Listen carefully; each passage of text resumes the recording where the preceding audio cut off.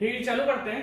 तो हम लोग अपना ट्रांसपोर्टेशन पढ़ रहे थे और ट्रांसपोर्टेशन स्टार्ट करते ही मैं गायब हो गया था। एक्चुअली लाइफ थोड़ी अस्त व्यस्त हो गई थी, तो इतनी ज्यादा बिजी हो गई थी कि संडे भी नहीं मिल रहा था, वरना एक दिन संडे को तो मैं आपको पढ़ा ही देता। अब ठीक है, चालू करते हैं। तो अब आपका डाउट होगा कि आप सर रेगुलर पढ़ाओगे? हाँ जी, मैं रेगुलर पढ़ाऊंगा, क्योंकि थोड़ा है ना, चीजों को नॉर्मल होने में टाइम लगता है, तो चीजें अब थोड़ी नॉर्मल हो गई है ना। और आप भी शक्ल भी देख रहे होंगे, बिल्कुल चेंज हो गई है ना। बस ये था कि ये हमारे छोटो बस सोने का टाइम मिल रहा था, उसके अलावा टाइम मिला नहीं यार। इवन संडे भी नहीं मिला सीरियसली, वरना मैं आपको संडे को भी पढ़ा देता, चाहे मैं एक लेक्चर देता बट पढ़ा देता। बट ठीक है, हम लोग आपको रेगुलर पढ़ेंगे, ठीक है। दूसरा डाउट ये था कि सर नौकरी निकलेगी नहीं निकलेगी? मैं बोलता हूं बिल्कुल निकलेगी। अरे मैं बोलता हूं बिल्कुल निकलेगी, क्यों नहीं निकलेगी? हो सकता है पहले ज्यादा निकलती थी, आज कम निकलेगी जरूर। अब उनके लिए थोड़ा डाउटफुल है जो लोग 4 साल से प्रिपरेशन कर रहे हैं। तो जो 4 साल से प्रिपरेशन कर रहे हैं और जिनका पूरा इरादा पक्का है कि मुझे सरकारी एम्प्लॉय बनना है, तो वो लोग अपना पार्ट टाइम काम चालू कर दो भाई। आपके पेरेंट्स को भी आपसे उम्मीद होती है कि तुम थोड़ा कमा के लाओ, है ना, उनको भी हेल्प की जरूरत होती है। तो जिनको 4 साल तैयारी के हो गए, वो लोग तो अपना पार्ट टाइम काम चालू कर दो भाई, और उस पार्ट टाइम में आप पढ़ो और अपनी सरकारी नौकरी निकालो। तो लोगों को डाउट है कि सर नौकरी निकलेगी, क्यों नहीं निकलेगी यार? गवर्नमेंट एम्प्लॉई है, मैं तो एक चीज बोलता हूं, गवर्नमेंट एम्प्लॉई है। मैं बोलता हूं कि हाँ, हो सकता है कम निकल जाए, निकलेगी जरूर।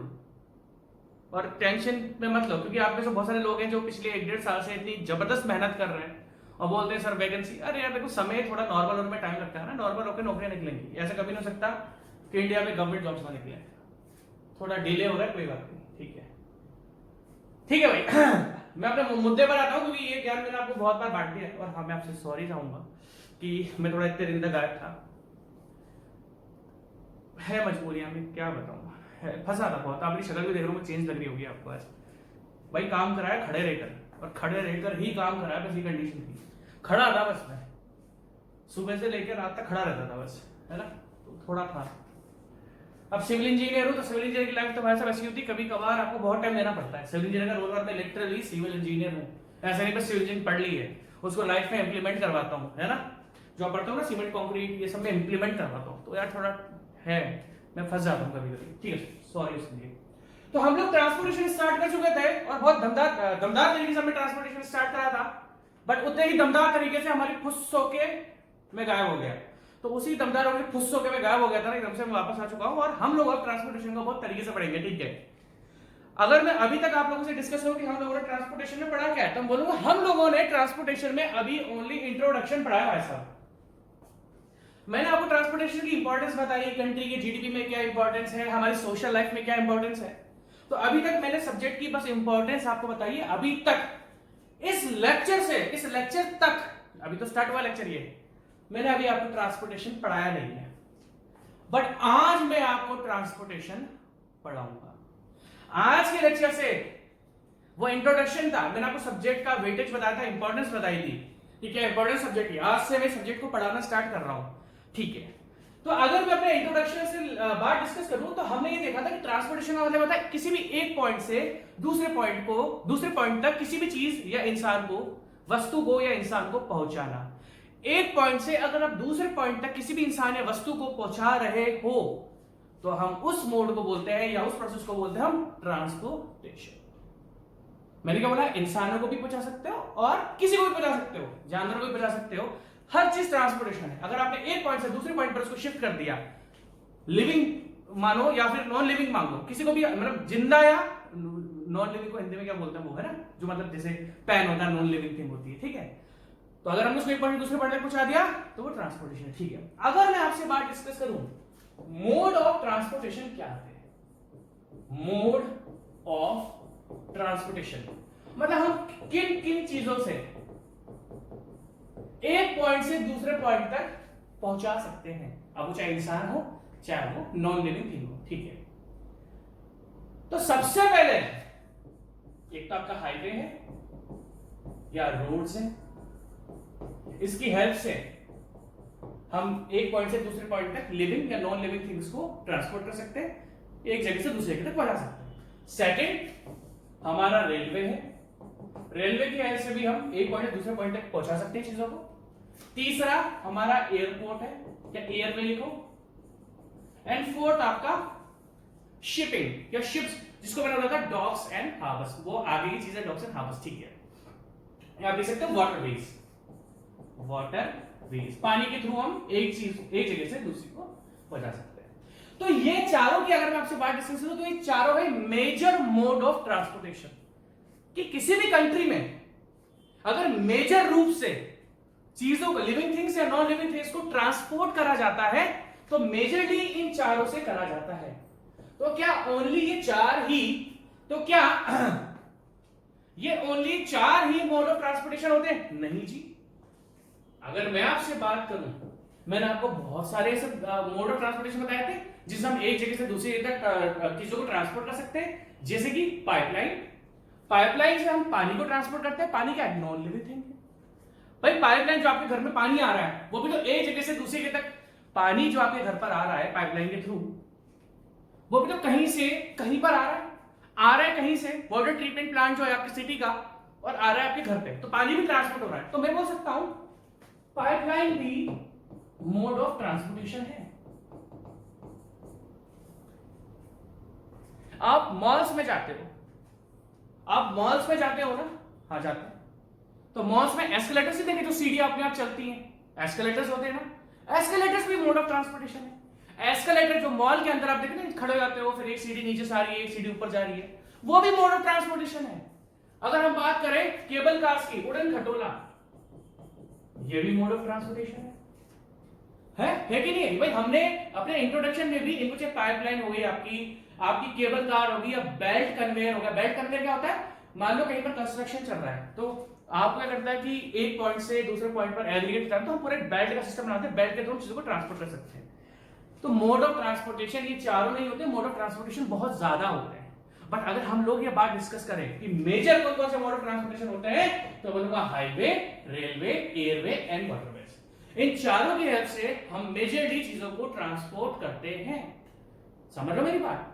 उड़न खटोला है, पाइपलाइन है, पाइपलाइन से इंसान नहीं हो सकते ट्रांसपोर्ट, बट पानी तो होता है ना।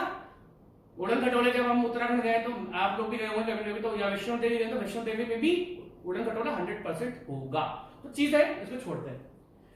अब अगर मैं आपसे सिंपल सी एक बात डिस्कस करना चाहूं, मुझे आप ये बताओ हाईवे, रेलवे, एयरवे, वाटरवेज, सबसे ज्यादा टाइम किस मोड ऑफ ट्रांसपोर्टेशन में लगता है? अगर हम लोग बात डिस्कस करें हाईवे की, रेलवे की, वाटरवेज की एंड एयरवेज की, तो हम 100% बोल सकते हैं जो आपका एयरवेज होता है ये आपका फास्टेस्ट है। और हमने क्या डिस्कस करा कि मेजर मोड ऑफ ट्रांसपोर्टेशन कौन कौन से हैं? ये चारों। तो हम लोग इन चारों को पढ़ेंगे। हमारा फोकस होगा इन चारों पर, हाईवे पर, रेलवे पर, एयरवे पर और वाटरवेज पर, सिलेबस के अकॉर्डिंग कि हम कौन से एग्जाम के लिए पढ़ रहे हैं। मैं आपको ऑलरेडी बता चुका हूं कि मैं आपको क्या क्या पढ़ाऊंगा, मुझे बार बार टाइम वेस्ट करने की आदत नहीं है, ठीक है?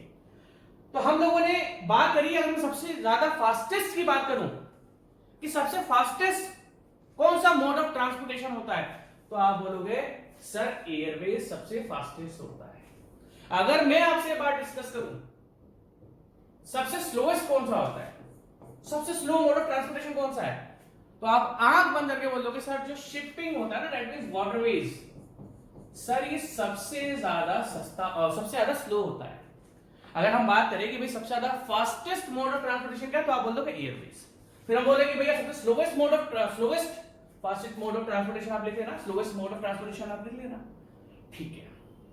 अब अगर मैं आपसे बोलूं कि चलो स्लोवेस्ट तो आपको पता लग गया, फास्टेस्ट भी आपको पता लग गया, सबसे सस्ता मोड ऑफ ट्रांसपोर्टेशन कौन सा होता है? अब ध्यान से देखना, मैंने आपसे क्या चीज बोली, अगर मैं आपसे पूछूं कि सबसे सस्ता मोड ऑफ ट्रांसपोर्टेशन क्या होता है, ध्यान से सुनना मेरी बात। तो अगर मैं बात करूं आउटसाइड कंट्री, क्योंकि इन चारों को आप रिलेट नहीं कर पाओगे, आपको दो पॉइंट में डिवाइड करना पड़ेगा।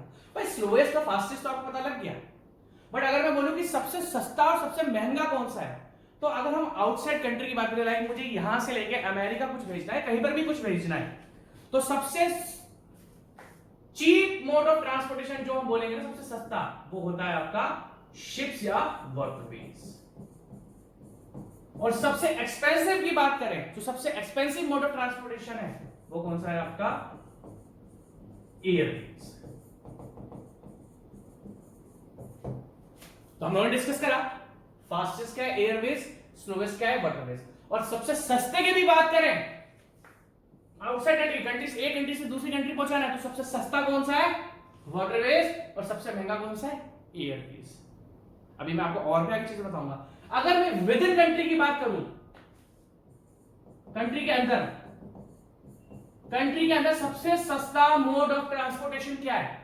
अगर मैं कंट्री के अंदर की बात करूं, हमारे इंडिया के अंदर की बात करूं कि इंडिया में सबसे सस्ता मोड ऑफ ट्रांसपोर्टेशन क्या है, तो आप बोलोगे सर रेलवेज। और रेलवेज के बाद अगर हम जनरली बात करें, सबसे सस्ता होता है आपका रेलवेज। अब आप धीरे धीरे सर करके सारी चीज समझना। और रेलवेज से महंगा कौन सा होता है आपका? रोडवेज। अब मैं आपको रीजन बताता हूं क्यों। देखो फास्टेस्ट और स्लोवेस्ट तो आपको समझ में आ गया, तो ये पानी के अंदर चलता है एयरवेज, ठीक है। तो फास्टेस्ट स्लोवेस्ट में कोई डिफरेंस नहीं। आप लोग सस्ते महंगे हमें समझ में नहीं आई बात। देखो होता क्या है, सबसे सस्ता, मैंने आपसे बोला कि अगर हमें एक कंट्री से दूसरी कंट्री को चीज पहुंचानी है तो वो होती है आपकी वाटरवेज। क्यों? क्योंकि शिप्स को जो एनर्जी चाहिए किसी भी लोड को खींचने के लिए, वो सबसे लीस्ट होती है। अब मेरी बात ध्यान से सुनना, किसी भी पर्टिकुलर डिस्टेंस की अगर हम बात करें, लाइक 1 किलोमीटर, 1 किलोमीटर में 1 टन लोड है। अब ध्यान सुनना, अगर हम बात करें 1 किलोमीटर में अगर 1 टन लोड है, तो शिप्स को सबसे कम एनर्जी लगती है उस लोड को खींचने में, और एयरवेज को ज्यादा लगती है। दैट मींस अगर हम बोले क्यों शिप्स सस्ते हैं, तो मान लो अगर मैं बात कर रहा हूं कि मुझे 100 किलोमीटर 1 टन लोड को एक पॉइंट से दूसरे पॉइंट तक पहुंचाना है, तो जो शिप्स को एनर्जी रिक्वायर्ड होगी ना उसको खींचने के लिए, उसको हॉल करने के लिए, वो सबसे कम रिक्वायर्ड होती है। शिप्स कम एनर्जी में भी लंबा चल जाता है। मेरा खुद एक दोस्त मर्चेंट नेवी में है, उसका पैकेज भी बढ़िया है। शुरुआत करी थी उसने 1-1.5 लाख से, आज उसकी 4.5 लाख पर मंथ सैलरी उसकी। बताओ, शिप्स, कार्गो शिप्स, उसका नाम है, इस कंपनी का नाम भूल रहा हूं यार मैं, क्या नाम था उसका। तो क्या होता है, अब मेरे दोस्त क्या करता है भाई, हमारी कंट्री से किसी दूसरी कंट्री में जो माल जा रहा है वो उसको ट्रांसपोर्ट करवाता है, वो उसमें इलेक्ट्रिकल इंजीनियर है। हम तो बचपन में उसको चिंटू बोलते थे, आज भी चिंटू ही बोलते हैं, चिंटू है वो। तो क्या हुआ, अगर वो शिप्स, वो उसकी नौकरी मर्चेंट नेवी में, क्यों? क्योंकि भाई साहब वो एक पॉइंट से हमारे इंडिया से चढ़ता है, फिर दूसरे कंट्रीज के पोर्ट्स पर माल को अनलोड करता है, लोडिंग करता है। तो शिप्स हमारे सस्ते क्यों है? क्योंकि मिनिमम एनर्जी रिक्वायर्ड होती है शिप्स को, किसी भी चीज को एक पर्टिकुलर एक यूनिट लोड को यूनिट डिस्टेंस पर, अगर हम सबकी एनर्जी कंपेयर करें तो सबसे कम एनर्जी आपकी शिप्स में लगती है, ठीक है। और एयरवेज में आपकी ज्यादा एनर्जी लगती है, ठीक है। अगर हम विद इन कंट्री बात करें, तो मैंने बोला कि रेलवेज और रोडवेज, ध्यान से देखना, मैं आपको बहुत इंपॉर्टेंट चीजें बता रहा हूं ये। अगर हम विद इन कंट्री, हम अपने कंट्री के अंदर की बात करें, तो रेलवेज सस्ता होता है इन कंपैरिजन टू रोडवेज। अगर मान लो मैं आपको एक चीज बताता हूं, जैसे कि आपको पता है कि मेरा जो होम टाउन है वो कोटा है, और मैं कोटा बार बार जाता रहता हूं क्योंकि मुझे मेरे होम टाउन से बहुत लगाव है। ऐसा नहीं है कि भाई दूसरी जगह पर आके तो अपने होम टाउन नहीं जाते, हम भैया अपने होम टाउन हमेशा हर त्योहार पे जाते हैं, चलाते हुए जाते हैं गाड़ी यहाँ से आराम से 8-8.5 घंटे में कोटा, ठीक है। तो अगर मैं बात करूं, तो जब भी अगर इन केस में कोटा हूं और लंबा टाइम है, छुट्टियां मिली भी हैं, 10 दिन का टाइम मिल गया, चलो छुट्टी मिल गई, तो मैं क्या करता हूँ, मैं कोटा से जयपुर घूमने चल जाता हूँ। मेरा फेवरेट प्लेस है जयपुर में चौकीदारी। अब चौकीदारी आप सर्च करना गूगल पे, बहुत जबरदस्त जगह चौकीदारी, ठीक है। तो अगर मैं बात करूं कोटा से जयपुर जाने की, तो मैं कभी भी ट्रेन से नहीं जाता हूं। अगर मैं ट्रेन का टिकट लूंगा ना, तो शायद मेरे को 150 रुपए का टिकट मिल जाएगा। अब मुझे पता नहीं इस टाइम कितने का है, हाँ बट 150-200 का ही है। 150-200 में मैं कोटा से जयपुर पहुंच जाऊंगा, बट मैं जाता किससे हूँ? रोडवेज से। मैं अपनी गाड़ी से आता हूँ तो मुझे महंगा पड़ता, अगर मैं बस से भी जाऊंगा तो भी मुझे महंगा ही पड़ेगा, ट्रेन से तो महंगा ही पड़ेगा। क्यों? कोटा से जयपुर जाना है, तो अगर मैं सरकारी बस भी लूंगा तो शायद महंगी, अब मुझे सरकारी बस का शायद 300 रुपए किराया होगा, 300-400 रुपए किराया होगा। क्यों? जब सरकारी बस जा रही हो और यहाँ पर सरकारी ट्रेन जा रही है, तो यहां पर रोडवेज का टिकट महंगा क्यों है? क्योंकि भाई साहब रेलवेज को लेस एनर्जी चाहिए होती है। किसी भी यूनिट लोड को यूनिट डिस्टेंस को खींचने के लिए। समझ में आई बात? मैं बोलता हूं कि मैंने सरकारी, इंडियन रेलवेज क्या है, सरकारी है, हमारे राजस्थान में सरकारी बसेस भी चलती है, तो सरकारी बस का जो किराया होगा ना वो ट्रेन से ज्यादा होगा। क्यों? क्योंकि ट्रेन जो होती है ना उसको लेस एनर्जी चाहिए किसी भी डिस्टेंस से, किसी भी लोड को एक पर्टिकुलर डिस्टेंस तक ट्रांसपोर्ट करने के लिए। तो आपको मेरी बात समझ में आ रही है नहीं आ रही है? बस ऐसे टाइम पास समझ लो उसको, मेरी बात समझने की कोशिश करो। कभी भी आपके मन में डाउट आ सकता है कि यार मैं ट्रेन से चलता हूं, ट्रेन का टिकट सस्ता है, बस से जाऊंगा बस का टिकट महंगा है, क्योंकि बस को बस जो आपको ट्रांसपोर्ट कर रही है ना उसको ज्यादा एनर्जी चाहिए आपको ट्रांसपोर्ट करने के लिए इन कंपैरिजन टू रेलवेज। अगर हम बात करें रेलवेज की, रेलवे नीड्स 1618 एनर्जी। अगर 1 किलोमीटर में जितना आपका सरकारी बस को एनर्जी लग रही है ना आपको खींचने में, मान लो आप 100 लोग हो, 100 लोग तो बस में नहीं आते होंगे, चलो 50 लोग हो, तो 50 लोगों को अगर सरकारी बस 1 किलोमीटर खींच रही है तो उसमें जो फ्यूल या एनर्जी लग रही है उसकी ओनली 16218 लगेगी रेलवे को, इसलिए रेलवे का टिकट सस्ता होता है। तो यहां पर हमने देखा कि फास्टेस्ट मोड ऑफ ट्रांसपोर्टेशन क्या है, स्लोएस्ट मोड ऑफ ट्रांसपोर्टेशन क्या है, शिप्स क्या है, सबसे कम एनर्जी किसमें लगती है, सबसे ज्यादा एनर्जी किसमें लगती है, सबसे सस्ता सबसे महंगा, विद इन कंट्री कौन सा ट्रांसपोर्टेशन अपना हमारे सस्ता है क्या महंगा है ना? ठीक है। बट अगर मैं आपसे सिंपल सी बात पूछूं, अगर मैं आपसे सिंपल सी बात पूछूं कि चारों ये जो इस पे मेरे pipeline, cable cars, highway, railway, airway, waterways, metro, monorails, इन सारे मोड ऑफ ट्रांसपोर्टेशन में आपका सबसे करीबी मोड ऑफ ट्रांसपोर्टेशन क्या है? अगर मैं आपसे बस एक सिंपल सी चीज पूछूं कि अगर मैंने जमाने भर के मोड ऑफ ट्रांसपोर्टेशन आपको बता रखे हैं और सबसे करीबी मोड ऑफ ट्रांसपोर्टेशन क्या है, तो आप आंख बंद करके बोल दोगे सर रोड्स हमें प्यारी है। अगर हम लोग बात डिस्कस करें, ध्यान से सुनना मेरी बात, अगर मैं आपसे ये बोलूं कि आपका सबसे करीबी मोड ऑफ ट्रांसपोर्टेशन क्या है, हमारे दिल के करीब कौन सा मोड ऑफ ट्रांसपोर्टेशन है, तो वो आप बोलोगे हाईवे या रोड्स। सर रोड ऐसा ट्रांसपोर्ट मोड ऑफ ट्रांसपोर्टेशन है जिसके बिना सब अधूरे हैं। जैसे कि मेरे कोटा का रेलवे स्टेशन है, अगर मैं पहले ट्रेन से जाया करता था, आजकल मैं ट्रेन से नहीं जाता हूं, तो जब मैं ट्रेन से आता था तो मैं अपने घर से क्या करता था, मैं अपने घर से टैक्सी बुक करता था, टैक्सी रोड से चलते हुए मुझे रेलवे स्टेशन पर लेके जाती थी। आप समझ रहे हो मेरी बात? आप समझने की कोशिश कर रहे हो कि हम लोगों के जो सबसे करीबी है वो है हाईवेज। हाईवेज एक ऐसा मोड ऑफ ट्रांसपोर्टेशन है जो हमसे सबसे ज्यादा करीबी है। अगर मेरे दोस्त को किसी इमरजेंसी की जरूरत है तो मैं कौन सा मोड ऑफ ट्रांसपोर्टेशन यूज करूंगा? हाईवेज। ये थोड़ी कि रेल का टिकट करा के जाऊंगा। आप समझ रहे हो मेरी बात? और अगर मुझे कोटा से जयपुर भी आना और मेरे फ्रेंड को कुछ अर्जेंट नीड है नहीं कि यार तेरे को इमरजेंसी में आना पड़ेगा, तो मैं ट्रेन का वेट नहीं करूंगा, मैं अपनी गाड़ी लेके निकल जाऊंगा जयपुर में। मैं 3.5 घंटे में कोटा से जयपुर पहुंच जाता हूँ, है ना। ट्रेन से भी इतना टाइम लगेगा, शायद ज्यादा ही लगता है, 3.5 घंटा 4 घंटा मैक्सिमम मेरे लिए वहां तक जाने के लिए। हाँ 4 hours maximum from Kota to Jaipur, 240 kilometre है 60 की स्पीड में चलाओगे तो काम चल जाता है, ठीक है। तो कहने का मतलब क्या है, जो हाईवेज है वो हमारे सबसे करीबी हैं, क्योंकि ये जितने भी डिफरेंट मोड ऑफ ट्रांसपोर्टेशन है इनको कहीं ना कहीं रोड या हाईवेज की हेल्प लेनी पड़ी होगी। आप समझ रहे हो मेरी बात?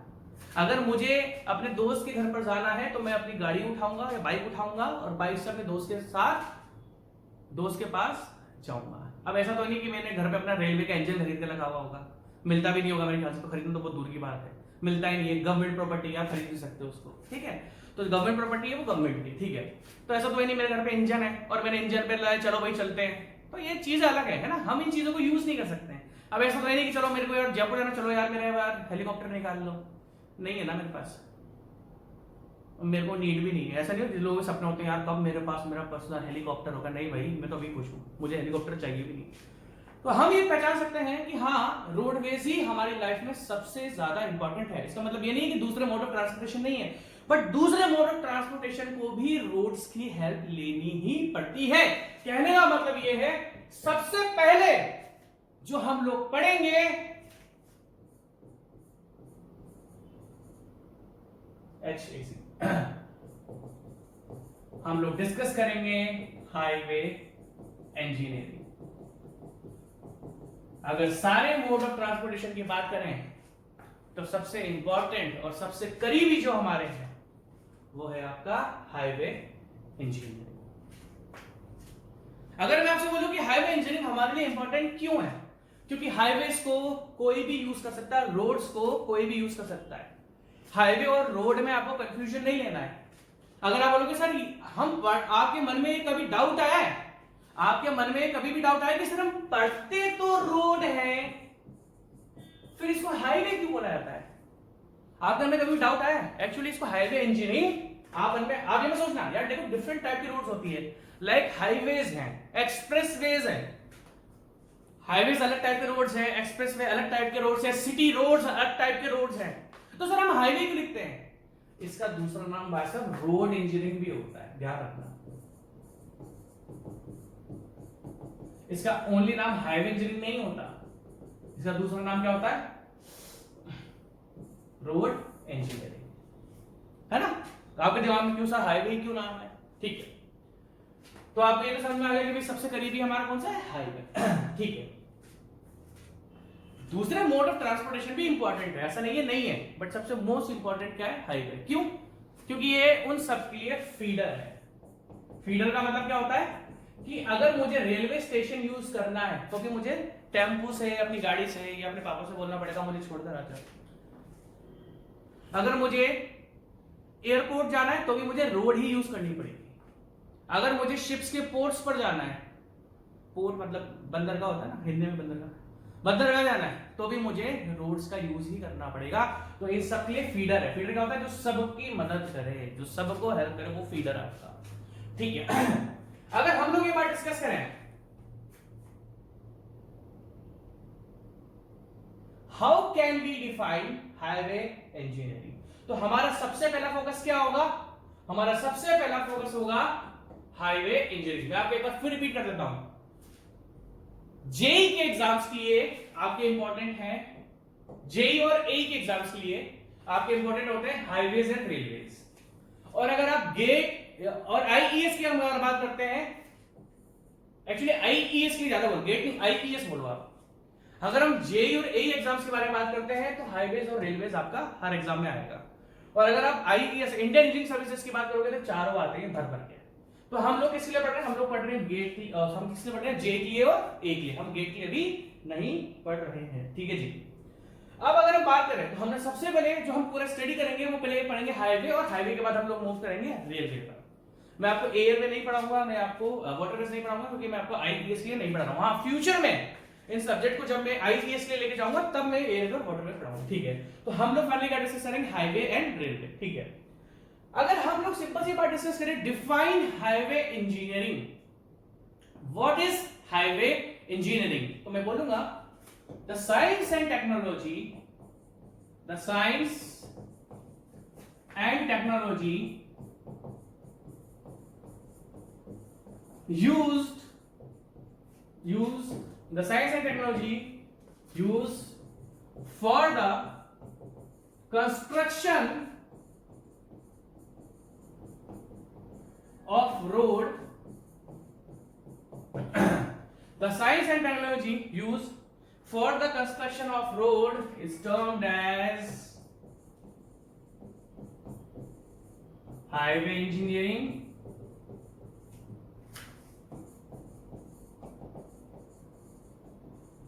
and road engineering।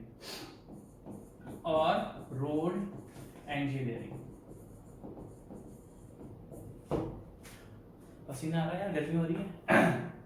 चल तो रहा ना मामला, बढ़िया, ठीक है।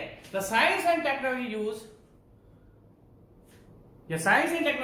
which deals with the construction of road is termed as highway engineering or road engineering। देखो, इस लेक्चर से पहले के जो हमारे सारे लेक्चर्स थे वो थे आपके किसके लेक्चर्स थे? ओनली नॉलेज के, ट्रांसपोर्टेशन क्या इंपॉर्टेंट है। यहां आज आपका सिलेबस चालू हो गया भाई साहब, यहां आज आपका सिलेबस चालू हो गया, और आज मैं आपको वो पॉइंट बताऊंगा जहां पर पूरी दुनिया गलती करती है। अभी मैं आपसे आगे की बात डिस्कस करूंगा। हम आज से स्टार्ट कर देंगे अपना हाईवे इंजीनियरिंग, और हम इस तरीके से स्टार्ट करेंगे पूरी दुनिया से अलग जाकर, क्योंकि पूरी दुनिया जितने भी लोग पढ़ा रहे हैं इसको बहुत गलत स्टार्ट करते हैं। सबसे पहले अगर मैं आपसे बात डिस्कस करूं, अगर आप बोलोगे चाहे सॉइल मैकेनिक्स हो, चाहे सर्वेइंग हो, चाहे मैंने कोई सा भी सब्जेक्ट उठाया हो, आपने ध्यान दिया होगा कि मैं हमेशा वहां पर साइंटिस्ट के नेम बताता हूं कि सबसे पहले कौन साइंटिस्ट था जिसने ये यूज करा था, या सबसे पहले मैंने सब्जेक्ट का, जैसे अगर मैंने ब्रिक्स, लाइक मैं आपसे बीएमसी की बात करता हूं, तो अगर मैंने ब्रिक्स भी पढ़ाया तो आपको मैंने उसकी हिस्ट्री से चालू करा है। मैंने अपना हर सब्जेक्ट हिस्ट्री से चालू करा है। कहां से चालू करा है मैंने? हिस्ट्री से। सॉइल मैकेनिक्स भी मैंने हिस्ट्री से चालू करा है। सबसे बड़े साइंटिस्ट हमारे कौन थे, कौन नहीं थे, किस किस का रोल रहा है, आपको ध्यान होगा मैं हर एक सब्जेक्ट में अपने साइंटिस्ट का नाम बहुत बताता हूं। तो हर सब्जेक्ट में मैंने आपको हिस्ट्री पढ़ाई है, बट उसकी हिस्ट्री से एक भी क्वेश्चन नहीं आएगा। बट ट्रांसपोर्टेशन एक ऐसा सब्जेक्ट है जिसकी हिस्ट्री से भी क्वेश्चंस आ जाते हैं। समझ लो मेरी बात? हमने सॉइल मैकेनिक्स में भी सबके नाम पढ़े हैं, कोई आपसे नहीं पूछने वाला, वो मैं आपको नॉलेज के लिए पढ़ाता हूं। और ऐसा नहीं है कि ट्रांसपोर्टेशन में मैं हिस्ट्री पढ़ाऊंगा, क्योंकि आप मुझे ब्लेम नहीं कर सकते, क्योंकि मैंने आपको हर सब्जेक्ट की हिस्ट्री पढ़ाई है। सबसे पहले कौन था, है ना, सबसे लेटेस्ट कौन था, सबसे बाद में, सब बताया मैंने आपको, हर बार बताया है ना। तो आपको याद होगा जब मैंने आपको सीमेंट पढ़ाया था, तो सीमेंट के टाइम पर भी मैंने आपको सारे साइंटिस्ट के नाम बताए थे, सबसे पहले कौन था, लेटेस्ट कौन था, कौन सी कंट्री का था। तो ये मेरी एक हैबिट है कि मैं थोड़ा हिस्ट्री बताने में बिलीव रखता हूं, अपने पूर्वजों के बारे में। हमारे सिविल के पूर्वज ही हम लोग, तो उनके बारे में, सिविल इंजीनियरिंग के पूर्वज है, तो उनके बारे में थोड़ा हमें पता रहना चाहिए। तो कहने का मतलब क्या है कि जितने भी सब्जेक्ट में मैंने आपको हिस्ट्री पढ़ाई वो ओनली नॉलेज के लिए थी। यहां पर जो मैं आपको हिस्ट्री पढ़ाऊंगा ट्रांसपोर्टेशन की, वो आपके एग्जाम्स के लिए इंपॉर्टेंट होगी। अब ट्रांसपोर्टेशन में जो सब गलती करते हैं ना, वो पता है क्या करते हैं? वो हिस्ट्री से ही चालू करते हैं। मैंने कम से कम 100 लोगों को देखा होगा जब वो ट्रांसपोर्टेशन पढ़ाना चालू करते हैं, सबसे पहले किसने रोड बनाई, फिर किसने बनाई, फिर कौन सी रोड बनाई, फिर हम लेटेस्ट कौन सी रोड फॉलो करते हैं, कौन सा रोड हम बनाते हैं। डायरेक्ट आप लोग ट्रांसपोर्टेशन हिस्ट्री, जो कि 100% गलत है, आप ट्रांसपोर्टेशन को हिस्ट्री से चालू कर ही नहीं सकते हो कभी भी। क्यों? क्योंकि इसकी हिस्ट्री में भी ऐसे टेक्निकल वर्ड्स आते हैं, जैसे कि मैं आपसे एग्जांपल लूं, आपने सुना होगा camber, cross flow, subgrade, gradient. ये हाईवे इंजीनियरिंग के टेक्निकल वर्ड्स हैं। तो जब तक आप कोई technical words like camber, cross flow, subgrade, gradient नहीं पता होंगे ना, ये हिस्ट्री पढ़ना बकवास है, क्योंकि इस पूरी हिस्ट्री में भी इन सारे टेक्निकल वर्ड्स का डिस्कशन है। मैं शॉक्ड हूं कैसे लोग डायरेक्ट हिस्ट्री पढ़ा देते हैं इन टेक्निकल वर्ड्स को समझाए बिना। इन टेक्निकल वर्ड्स के बिना हिस्ट्री समझी ही नहीं आ सकती। और हमें ट्रांसपोर्टेशन की हिस्ट्री क्यों पढ़नी है? क्योंकि इसकी हिस्ट्री से क्वेश्चंस आते हैं। ट्रांसपोर्टेशन की जो यूनिट नंबर 1 है, वो जनरली हिस्ट्री के बारे में हमने क्या क्या करा, और उससे क्वेश्चंस आते हैं। इंडिया में कौन कौन सी कमिटीज बनी रोड्स को डेवलप करने के लिए, उनसी हिस्ट्री से क्वेश्चन आते हैं। तो हम लोग गलती नहीं करेंगे, हम लोग डायरेक्ट हिस्ट्री स्टार्ट नहीं करेंगे। सबसे पहले मुझे आपको कुछ टेक्निकल टर्म्स बनानी पड़ेगी हाईवे के लिए। दैट मीन्स मुझे हाईवे के कंपोनेंट्स एंड कंपोजिशन बतानी पड़ेगी। जब तक मैं आपको हाईवे के कंपोनेंट्स एंड कंपोजिशन नहीं बता सकता, तब तक मैं आपको हाईवे की हिस्ट्री नहीं बता सकता। और सबसे शॉकिंग ये है कि इन टर्म्स को डिस्कस करे बिना ही लोग पूरी हिस्ट्री कंप्लीट करते थे, जो कि बिल्कुल गलत है, आप कर ही नहीं सकते। तो हमारा फोकस क्या होगा? हमारा फोकस होगा सबसे पहले इन टेक्निकल वर्ड्स को डिस्कस करना, उसके बाद हम हिस्ट्री पे जाएंगे। तो कहने का मकसद क्या है? आज मैंने आपका हाईवे इंजीनियरिंग स्टार्ट कर दिया, ठीक है, बंद कर। अगर मैं आपसे बोलूं आपको हाईवे में क्या क्या चीजों से डील करना है, तो मैं सबसे पहले बोलूंगा व्हाट इज स्कोप ऑफ। अब देखो ट्रांसपोर्टेशन वर्ड हट गया। अभी तक टिल टुडे मैं हर जगह ट्रांसपोर्टेशन वर्ड यूज कर रहा था, आज की डेट तक मैंने हर अपने लेक्चर में word transportation transportation transportation transportation, और आपके दिमाग में बात क्लियर हो चुकी होगी कि मोड ऑफ ट्रांसपोर्टेशन बहुत सारे होते हैं। अब उन सारे मोड ऑफ ट्रांसपोर्टेशन में से अब मैंने एक मोड ऑफ ट्रांसपोर्टेशन उठा लिया जो हमारे लिए सबसे इंपॉर्टेंट है, और वो क्या है आपका हाईवे इंजीनियरिंग। अब मेरे मुंह से ट्रांसपोर्टेशन नहीं निकलेगा, अब मेरे मुंह से हाईवे निकलेगा, और आपके मुंह से भी हाईवे निकलना चाहिए क्योंकि हम हाईवे पर आ चुके हैं। ठीक है, अगर मैं बात करूं स्कोप ऑफ हाईवे इंजीनियरिंग, क्या क्या पढ़ेंगे हम, या क्या क्या हाईवे इंजीनियरिंग कवर करता है। मेरी राइटिंग तो देखो सड़ी थी, सड़ी रहेगी।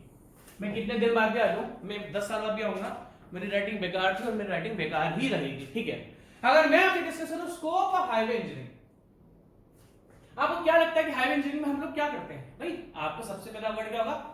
सर हम लोग तो रोड्स बनाते हैं। नहीं, किसी भी चीज को बनाने से पहले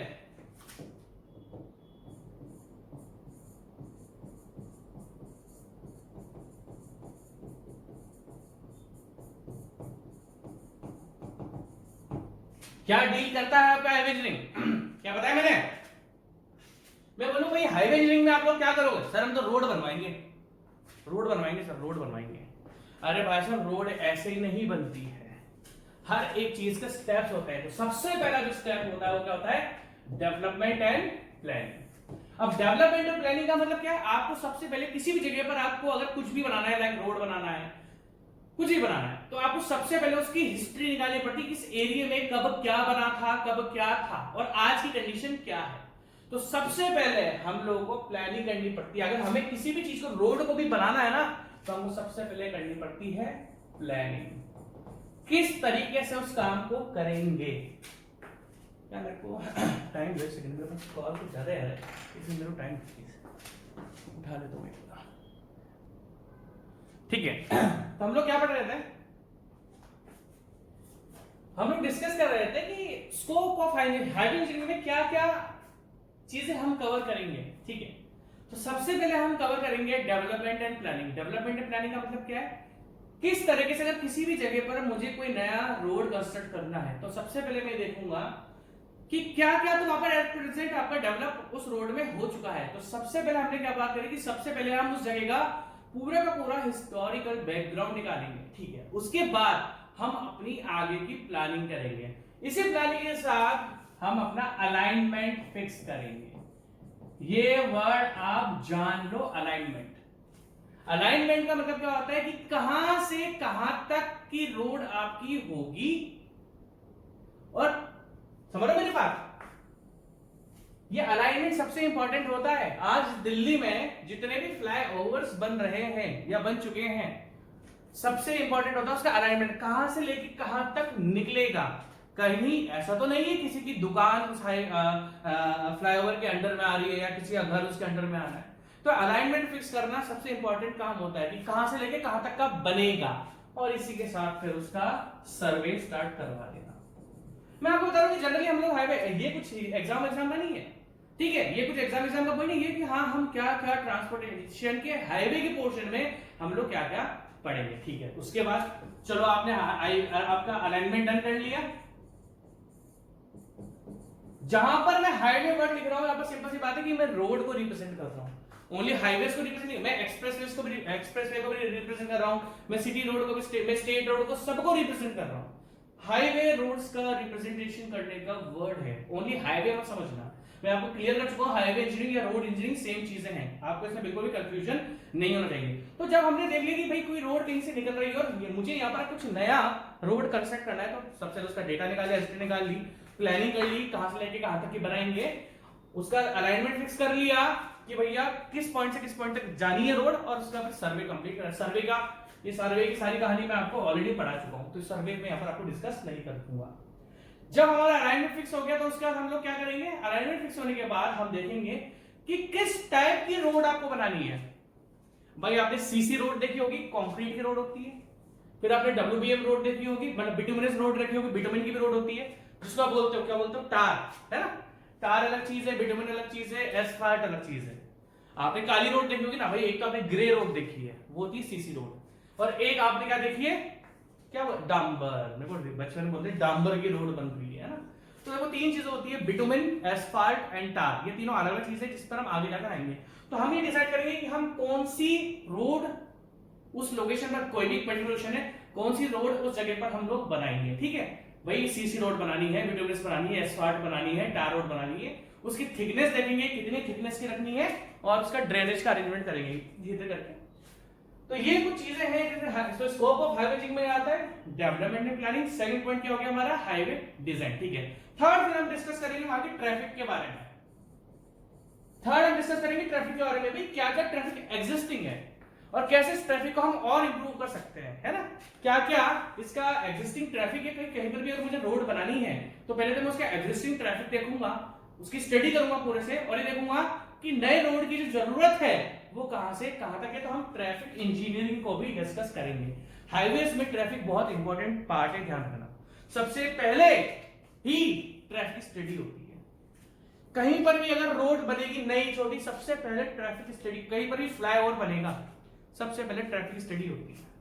तो हम अपने हाईवे में ट्रैफिक को भी कंसीडर करेंगे, देखेंगे कितना एग्जिस्टिंग ट्रैफिक है, हमें क्या क्या स्ट्रक्चर यहाँ पर, या क्या नए रोड, या रोड की विड्थ, या 1 लेन रोड है तो हमें उसको 3 लेन का करना पड़ेगा, या 3 लेन रोड है तो हमें उसको 5 लेन का करना पड़ेगा। ये आपको ट्रैफिक स्टडी ही बताती है।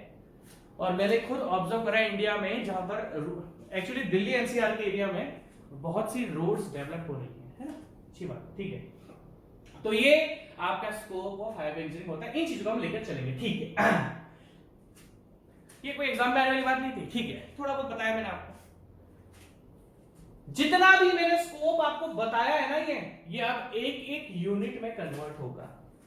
मैंने आपको एक छोटा सा क्वेश्चन बता दिया, अब ये ही पूरा का पूरा यूनिट्स में कन्वर्ट होगा आपका, ठीक है। तो मैंने सबसे पहले बोला आपको कि हम लोग ट्रांसपोर्टेशन की हिस्ट्री चालू करेंगे। जैसा कि मैंने आपको बताया, मैं तो हर सब्जेक्ट की हिस्ट्री बताने में बिलीव रखता हूं, ऐसा नहीं कि बस ट्रांसपोर्टेशन की ही बताऊंगा। और इसकी हिस्ट्री इंपॉर्टेंट इसलिए है क्योंकि इसकी हिस्ट्री से क्वेश्चंस भी आते हैं। ट्रांसपोर्टेशन की हिस्ट्री पढ़ना बहुत इंपॉर्टेंट है। तो क्या हम डायरेक्ट हिस्ट्री चालू कर लेंगे? क्या सर हम डायरेक्ट हिस्ट्री चालू कर लेंगे?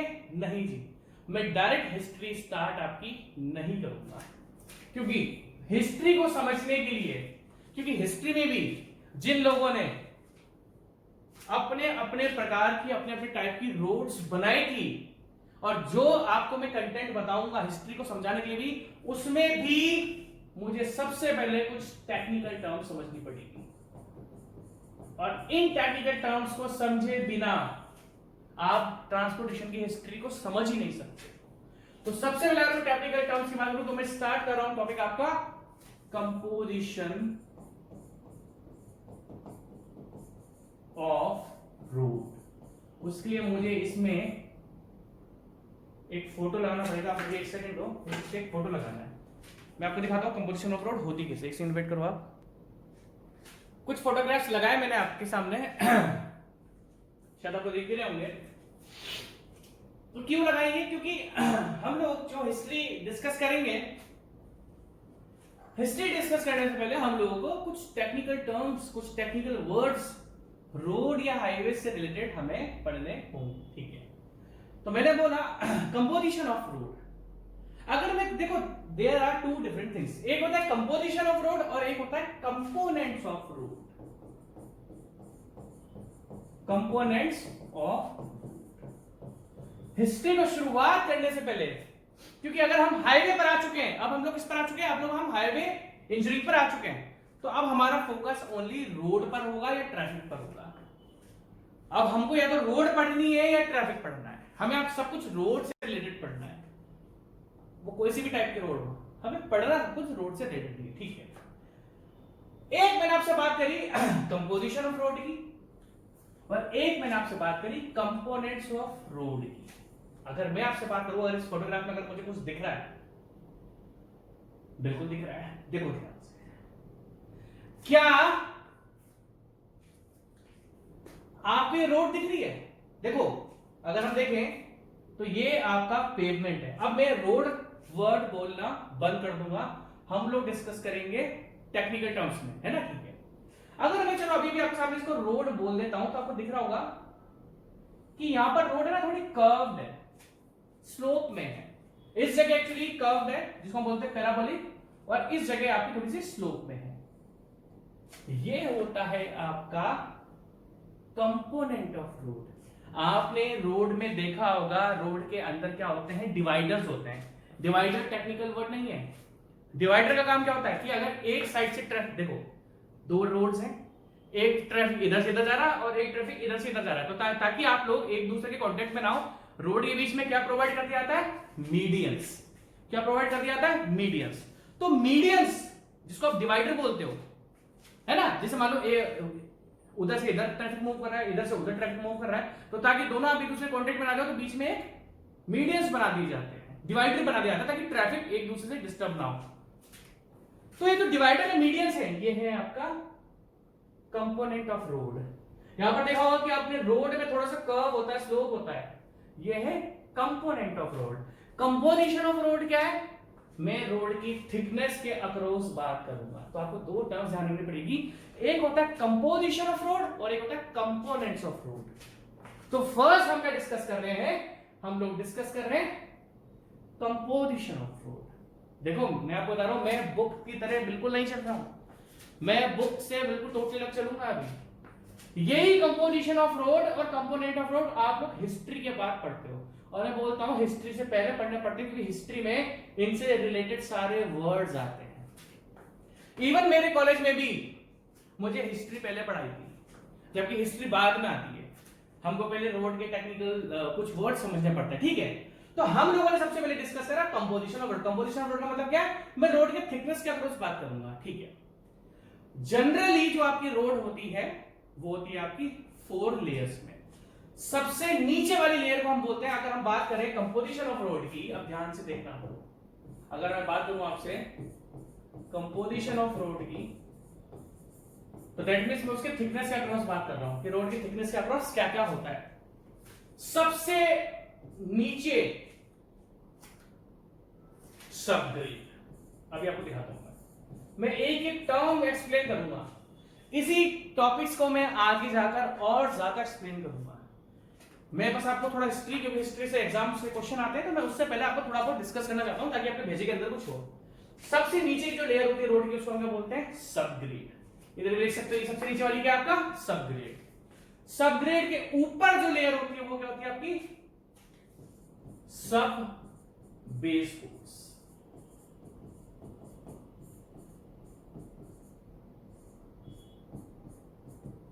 सब बेस कोर्स के ऊपर आपको क्या दिख रहा है, बेस कोर्स। ध्यान से देखना, ये सब क्वेश्चंस हैं आपके। यही सारी टर्म्स आप पढ़ते हो बट बाद में पढ़ते हो, बट हम पहले पढ़ेंगे बेस कोर्स। और अगर मैं देखो सबसे नीचे की जो लेयर है उसको मैंने क्या बोल दिया, रोड की जो सबसे नीचे की लेयर है उसको मैंने क्या बोल दिया, सबग्रेड।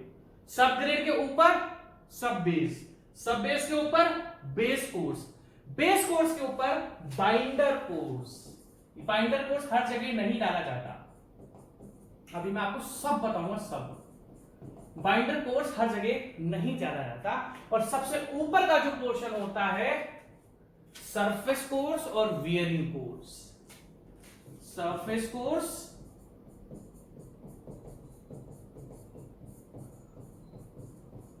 और वियरिंग।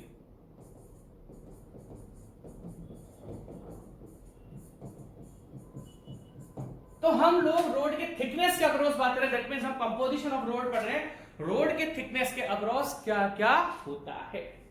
अब ध्यान से आप लोगों को देखना पड़ेगा, वरना आपको कुछ भी समझ में नहीं आएगा। मैं बोलता हूं ये चीज आप लोग पढ़ते हो, बट आप लोग इसको बहुत आगे जाकर पढ़ते हो, ठीक है। हम पहले पढ़ेंगे, ठीक है।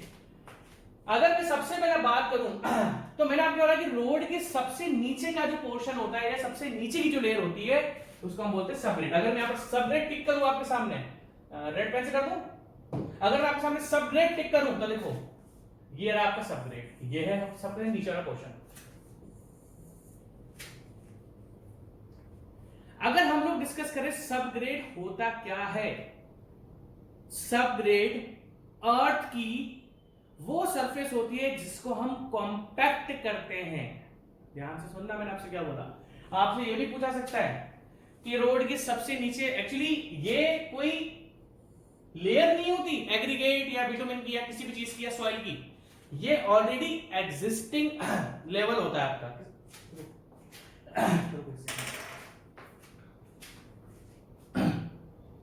ठीक है, कहां थे हम लोग?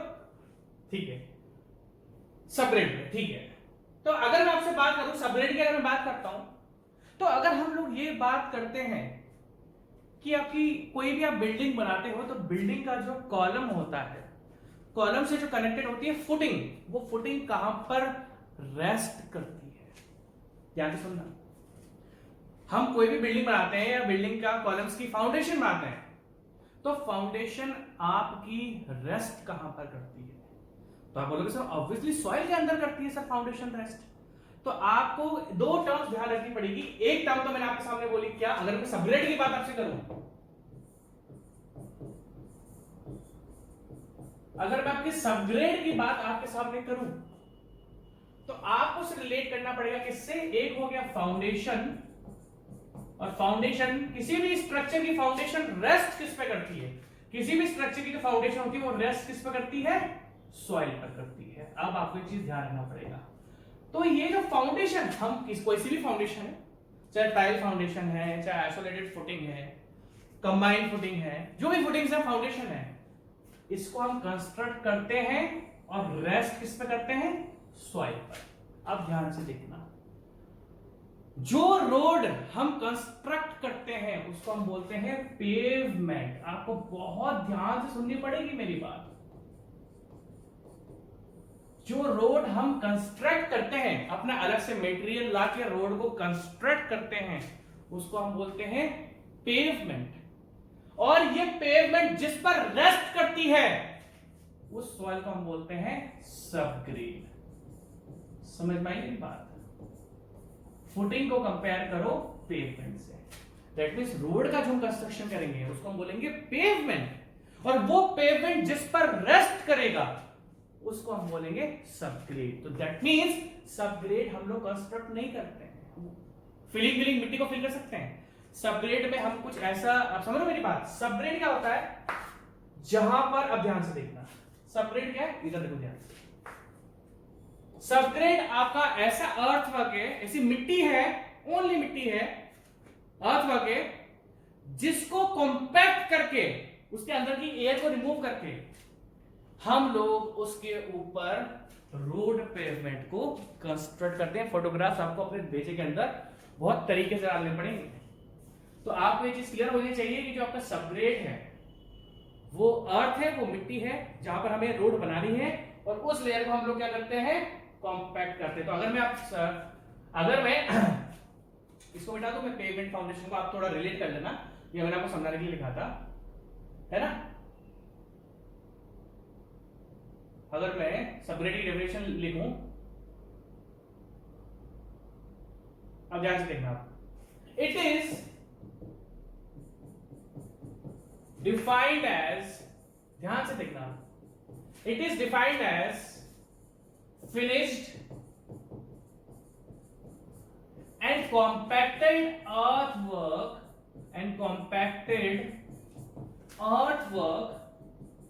जिस जगह पे हमें रोड बनानी है, it is defined as finished and compacted earthwork on which pavement rest। That means road के ऊपर आप जो गाड़ी चला रहे हो, भाई अगर हम बिल्डिंग की बात करें तो बिल्डिंग में जो लोड होता है वो बीम्स के थ्रू कॉलम्स में आता है, कॉलम्स के थ्रू फुटिंग में जाता है, और फुटिंग के थ्रू फिर वो सॉइल पर जाता है। सेम सबग्रेड का रोल है। हमारी रोड पर जो ट्रैफिक का लोड है वो पेवमेंट के थ्रू होता हुआ सबग्रेड के अंदर जाता है। दैट मींस आपको सॉइल को सबग्रेड से कंपेयर करना पड़ेगा और फुटिंग को पेवमेंट से कंपेयर करना पड़ेगा, तब आपको इन चीजों के बारे में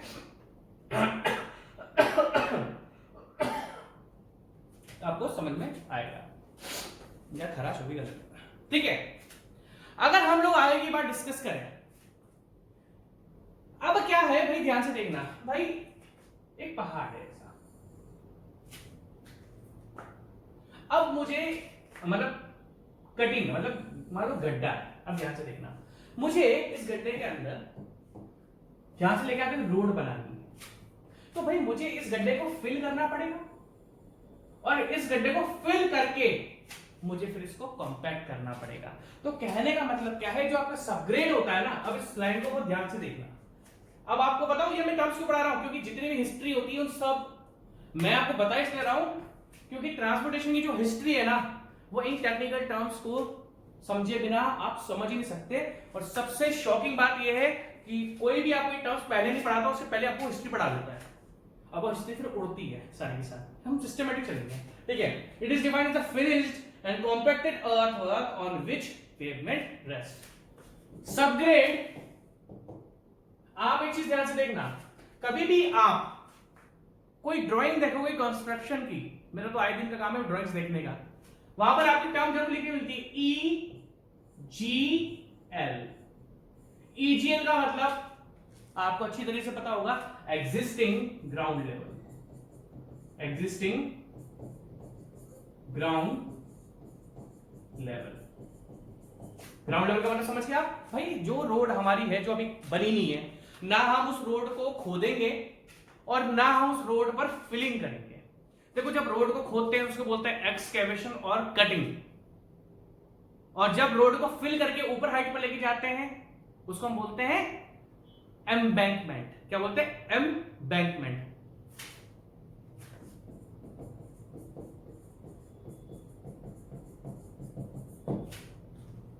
रोड अगर आपको मिट्टी वहां से निकालनी है, कटिंग और एक्सकेवेशन। और रोड जो आपकी एग्जिस्टिंग ग्राउंड है उसी पर आपको रोड बनानी है, तो उसको हम क्या बोलते हैं? Existing ground level. जब किसी भी रोड के ऊपर फिल करके आपने रोड बनानी है तो उसको बोलोगे एम्बैंकमेंट। आपको अगर जो एग्जिस्टिंग ग्राउंड लेवल है उसको खोदना पड़ेगा तो उसको बोलते हैं कटिंग और एक्सकेवेशन। और जो रोड है, जो आपका अर्थ सरफेस है, उसी के ऊपर आपको रोड बनानी है तो उसको बोलते हैं एग्जिस्टिंग ग्राउंड लेवल। आप जितने भी ड्राइंग्स पढ़ोगे, साइट पर तो आप जाते ही होंगे, आपको देखना हर ड्राइंग में EGA लिखा हुआ मिलेगा, एग्जिस्टिंग ग्राउंड लेवल। मेरी आपके सामने डेली आता है ऊपर, ठीक है। तो that means subgrade can be provided. अब ध्यान से देखना, अब ध्यान से देखना, सबग्रेड कैन बी प्रोवाइड, और हम एग्जिस्टिंग EGL में भी प्रोवाइड कर सकते हैं। हो सकता है खोदना पड़े, और इन एम बैंक सबग्रेड के लिए हो सकता है कि जो हमारा एग्जिस्टिंग ग्राउंड लेवल है, आपको बस ध्यान रखना है कि वो धरती, जिस धरती के ऊपर, जिस जमीन के ऊपर आप रोड बनाओगे तो उस रोड को हमें कॉम्पैक्ट करना पड़ता है, क्योंकि फाइनली आप ध्यान से देखना, रोड पेवमेंट में से जो लोड जाता है वो फाइनली सॉइल पर ट्रांसफर होता है। तो अगर आपने इसको अच्छे से कॉम्पैक्ट नहीं करा होगा, अब ध्यान से सुनना, मैं इस सबग्रेड को आगे जाकर बहुत बड़ा एक्सप्लेन करूंगा। अभी मैं आपको बस एक आइडिया दे रहा हूं, अभी मैं एकदम से आपको सब कुछ नहीं पढ़ा दूंगा, मैं आपको एक आइडिया दे रहा हूं कि हाँ सर सबग्रेड, आपको एक अभी रफ नॉलेज दे रहा हूं मैं। अभी मैं आपको aggregate size, bitumen content, asphalt content, tar content, tar is a would product, जो भी है, bitumen is a petroleum product, वो नहीं बताऊंगा मैं आपको भी, मैं आपको हल्की हल्की सी जानकारी दूंगा ताकि हम ग्रेजुअली चले, ठीक है। तो आपको ध्यान रखना पड़ेगा कि जो सबग्रेड होता है वो हम जो एग्जिस्टिंग ग्राउंड, जो जमीन है उस पर बना सकते हैं। हो सकता है हमें रोड फिलिंग करनी पड़े, फिलिंग करनी पड़ेगी तो हम उसको क्या बोलेंगे? एम्बैंकमेंट, और कटिंग करनी पड़ेगी तो एक्सकेवेशन। हाँ, जो भी होगा, अब चाहे कटिंग हो, चाहे एम्बैंकमेंट हो, या एग्जिस्टिंग ग्राउंड लेवल हो, उस सॉइल को हमें बहुत ज्यादा कॉम्पैक्ट करना पड़ेगा, बहुत अच्छे से कॉम्पैक्ट करना पड़ेगा। क्यों? और कॉम्पैक्ट करने के बाद हम उसकी डेंसिटी देखनी पड़ेगी। बहुत बार काम कराएंगे, आपको पता है मैं रोड बनवा चुका हूं, आपके सिविल का बहुत से काम करवाए मैंने, सीरियसली मैं रियल सिविल इंजीनियर हूं, मैं किताबें नॉलेज नहीं है मुझे, सारे काम करवाए मैंने। जब मैं आपसे फाउंडेशन डिस्कस करता हूं ना, ये मैंने बनवाई है ना, आंखों से सामने खड़े होके 10-10 घंटे खड़े होके, 12-12 घंटे, क्योंकि जब काम चलता है ना सिविल का तो 16-16 घंटे भी लग जाते हैं, है ना।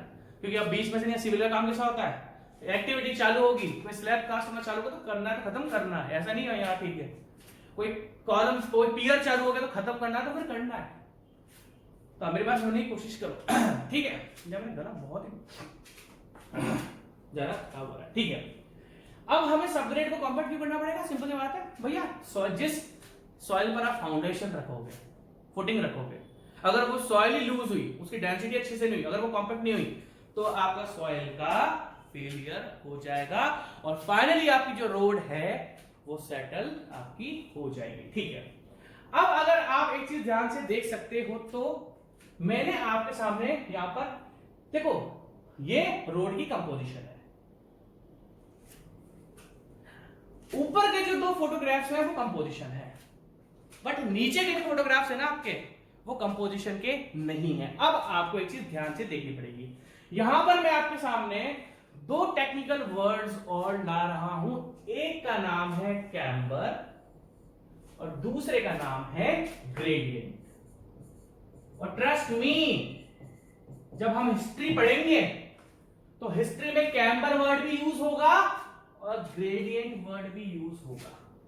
अगर मैं कैम्बर की बात करूं तो this is component of road, not composition of road. और कंपोजिशन की बात करूंगा तो subgrade, subbase, base course, binder course and surface wearing course.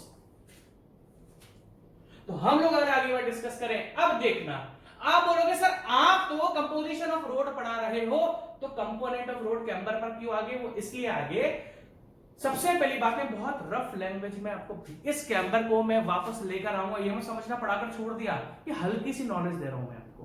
Camber क्या होता है? अगर हम पहली बात तो इस गाड़ी की डायरेक्शन गलत है, कैम्बर क्या होता है मैं आपको दिखाता हूं, इसको मिटा दूं पूरा, ये को ध्यान से देखना। जो भी रोड होती है, मान लो ये यहां पर आपके, मैं ना बहुत रफ लैंग्वेज, यहां पर मीडियंस है, डिवाइडर है, ये उधर की साइड ट्रैफिक जा रहा है, ये इधर की साइड ट्रैफिक आ रहा है। तो आप देखना रोड के सेंटर से आउटवर्ड डायरेक्शन में आपको स्लोप प्रोवाइड करी जाती है, और जहां पर स्लोप करी हुई होगी वहां पर आपका ड्रेनेज की होता क्या है? अब ध्यान से सुनना, अगर रोड को आपने बिल्कुल स्ट्रेट बना दिया, अगर रोड को आपने बिल्कुल स्ट्रेट बना दिया, तो जब बारिश होगी, बारिश का पानी इकट्ठा होगा, वाटर लॉगिंग हो जाएगी और आपकी रोड क्या होती है? डैमेज हो जाती है। तो क्या होता है कि जो भी रोड का सेंटर होता है ना, मैं आपको बहुत रफ लैंग्वेज, इस कैम्बर को बहुत रिसर्च करके पढ़ाऊंगा मैं आपको, मैंने बहुत छोटा सा पॉइंट आपको बता दिया, छोटा सा पॉइंट मैंने आपको बता दिया। What is camber? हम रोड के अंदर जो रोड का क्रॉस सेक्शन है, अब ध्यान से देखना, आपको एक टर्म अपने दिमाग में बहुत अच्छी तरीके से डालनी पड़ेगी, ट्रांसवर्स डायरेक्शन। क्या बोला मैंने आपको? Transverse direction. जब मैं हाईवे में ट्रांसवर्स डायरेक्शन बोलूंगा तो आपका मतलब होगा जो भी रोड का ट्रैफिक जिस डायरेक्शन में आ रहा है उसके परपेंडिकुलर। मैंने आपसे क्या बोला? अगर मैं आपसे रोड के ट्रांसवर्स डायरेक्शन की बात आपसे करूंगा तो ट्रांसफर डायरेक्शन का मतलब क्या होता है कि जिस डायरेक्शन में ट्रैफिक चल रहा है या जिस डायरेक्शन में रोड जा रही है उसके परपेंडिकुलर। तो ये कैम्बर हमेशा रोड के ट्रांसवर्स डायरेक्शन में प्रोवाइड कराता है। दैट मींस अगर रोड आपकी इस डायरेक्शन में आ रही है तो इसके इस डायरेक्शन, दैट मींस अगर ये y डायरेक्शन है तो इसके x डायरेक्शन में आपका कैम्बर या क्रॉस स्लोप, इसको हम क्या बोलते हैं? कैम्बर और क्रॉस स्लोप। क्या लिखूं? चलो छोड़ो, कैम्बर और क्रॉस स्लोप। तो हमने क्या डिस्कस करी कि जो भी अलाइनमेंट है रोड का, अगर इस पॉइंट से इस पॉइंट पे जा रही है और इस पॉइंट की जो परपेंडिकुलर डायरेक्शन है उसको हम क्या बोलेंगे? Transverse direction. तो ये रोड की, अगर रोड इस डायरेक्शन में आ रही है तो रोड के इस डायरेक्शन में आपका कैम्बर और क्रॉस स्लोप प्रोवाइड करा था। क्यों? क्योंकि अगर आपने रोड में कर्व प्रोवाइड नहीं करा तो रोड, और क्या, अब देखो कर्व प्रोवाइड करने से क्या होता है? कर्व प्रोवाइड करने से क्या होता है कि अगर पानी यहां पर आया तो वो यहां, अगर पानी आपके यहां पर आया तो वो यहां से इस डायरेक्शन में ट्रेवल करके ड्रेन हो जाएगा। और अगर प्रोवाइड नहीं करोगे तो पानी, फिर आपने रोड टूटते हुए तो बहुत बार देखी होगी। ठीक है, दो डिफरेंट थिंग्स हैं, एक होता है कैम्बर और दूसरा होता है आपका ग्रेडियंट। मैं आपसे फिर रिपीट कर रहा हूं कि मैं आपके पास हल्की हल्की सी नॉलेज, एक rough language, rough knowledge, language नहीं, रफ नॉलेज बता रहा हूं, हल्की हल्की सी बात है, हमें अभी डीप नहीं घुसना है, क्योंकि अभी मैं आपको इतना डीप पढ़ा ही नहीं सकता हूं कि ग्रेडियंट क्या होता है या कैम्बर क्या होता है या क्रॉस स्लोप क्या होता है। नहीं, हमें बहुत लाइटली पढ़ना है।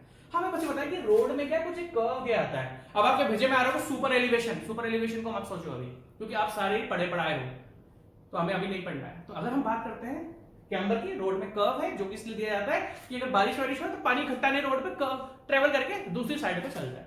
अब ग्रेडियंट क्या होता है? ये होता है ट्रांसवर्स डायरेक्शन में और ग्रेडियंट होता है लॉन्गिट्यूडनल डायरेक्शन में। अगर आप देख सकते हो तो आपको दिख रहा होगा कि यहां से रोड ऊपर जा रही है और यहां पर रोड नीचे है। तो ग्रेडियंट क्या होगा? देखो कैम्बर, अगर हम बात करते हैं कैम्बर की, तो वो एक पर्टिकुलर सेक्शन की बात होती है यहां से लेके यहां तक। बट अगर मैं ग्रेडियंट की बात करूं तो ग्रेडियंट में क्या हो रहा है कि हॉरिजॉन्टल के कंपैरिजन में वर्टिकल, अगर मैं इस बात करूं तो ये पॉइंट ऊपर है और ये पॉइंट नीचे है। अगर हम रोड के ग्रेडियंट की बात करते हैं तो ये वाला पॉइंट ऊपर है और ये वाला पॉइंट आपका नीचे है। अब एक चीज आप ध्यान से देखना, ग्रेडियंट क्यों प्रोवाइड करा जाता है वो मैं सब बाद में बताऊंगा। अभी हम थोड़ी सी नॉर्मल सी नॉलेज ले रहे हैं। तो अगर रोड का ये जो लेवल है हॉरिजॉन्टल रेस्पेक्ट में और ये वाला जो पॉइंट है पॉइंट नंबर 1 और ये है आपका पॉइंट नंबर 2, तो ये हॉरिजॉन्टल रेस्पेक्ट में ये वाला पॉइंट ऊपर है और ये वाला पॉइंट नीचे है।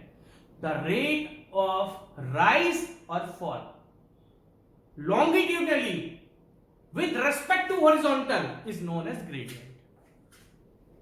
यहां पर बात हो रही है क्रॉस सेक्शन की और यहां पर हम बात कर रहे हैं दो पॉइंट के रिस्पेक्ट की।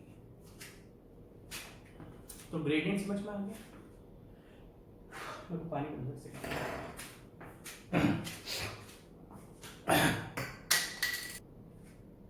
तो आपको ये दो डिफरेंस जो है कैम्बर का और ग्रेडियंट का डिफरेंस आपको पता रहना चाहिए। तो अगर हमने बोला कि ग्रेडियंट का मतलब क्या होता है कि भाई हॉरिजॉन्टल, भाई अगर हम डिस्कस कर रहे हैं यहां से लेके यहां तक, इस हॉरिजॉन्टल लेंथ में ये पॉइंट ऊपर है और ये पॉइंट नीचे है। तो अगर मैं इधर से इधर की साइड देखूंगा तो पॉइंट ऊपर से नीचे, जो आपका वर्टिकल पॉइंट है, यहां पर जो वर्टिकल पॉइंट है वो ऊपर है। देखो हॉरिजॉन्टल मान लो ये 100 मीटर है, तो 100 मीटर पे यहां पर जो पॉइंट होगा वो ऊपर है और ये वाला पॉइंट आपका नीचे है। तो हॉरिजॉन्टल रेस्पेक्ट में अगर rate of rise of fall जो है उसको हम बोलते हैं ग्रेडियंट। अगर मैं इधर से इधर की तरफ देखूंगा, समझ रहे हो मेरी बात? ठीक है। अब हमें रोड्स में ग्रेडियंट और कैम्बर को प्रोवाइड करना पड़ता है। तो आपको ध्यान होना चाहिए जब हम सबग्रेड प्रिपेयर करते हैं, जब हम सबग्रेड प्रिपेयर करते हैं दैट मींस जिस जगह पेमेंट आपका रेस्ट करेगा तो ये कैम्बर और ग्रेडियंट भी हम इस सबग्रेड में ही प्रोवाइड करते हैं। इसके बाद फिर हम लेयर्स को बनाते जाते हैं, है ना, सब base, base course, binder course, surface course.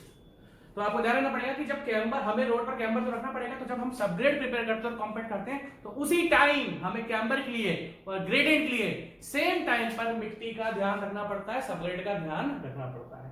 तो आज के लिए हम इतना रखते हैं, अब नेक्स्ट लेक्चर कल करेंगे, है ना। तो आप इस वे में मत लेना कि सर आप डायरेक्ट ही एकदम से ही सबग्रेड और बेस कोर्स पर आए। मेरा मानना ये है कि हिस्ट्री को अगर जानना है, तरीके से पढ़ना है, तो आपको सबसे पहले इन चीजों को पढ़ना पड़ेगा, उसके बाद हम लोग आगे डिस्कस करेंगे। ठीक है, अब हम रेगुलरली पढ़ेंगे। Take care, bye bye.